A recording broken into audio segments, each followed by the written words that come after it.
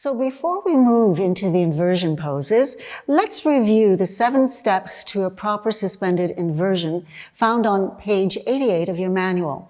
OJ will demonstrate for us. So the first step is setup. So you want to set up your yogi gym so that the sling is hanging at your upper thigh or inguinal height. Your handles are attached 1 knot below your sling, and the foam is facing away from you.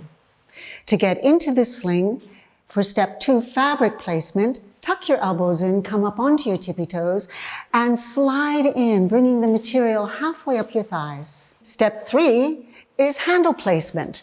The longer handles are positioned between your knees, and the middle handles come to the outside of the sling. Step 4 is the placement of the foam. Gather the foam in all the fabric of the yogi gym and hug it against your pelvis. Lean into it with your body weight, kicking your legs out in front of you.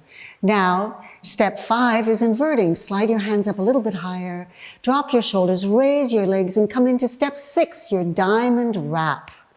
Step 7 is releasing, placing 1 hand at a time on your opposite shoulder, and then letting your hands slide to your elbows, coming into step 7, your full suspended inversion. And stay here, breathing deeply. Continue to let go with each exhale. And when the student is ready to exit, they can reach up for their handles or the sling between their knees, whatever is available to them. Unwrap their legs, draw themselves up, and dropping the chin to the chest, remain in the sling for a few more breaths before dismounting.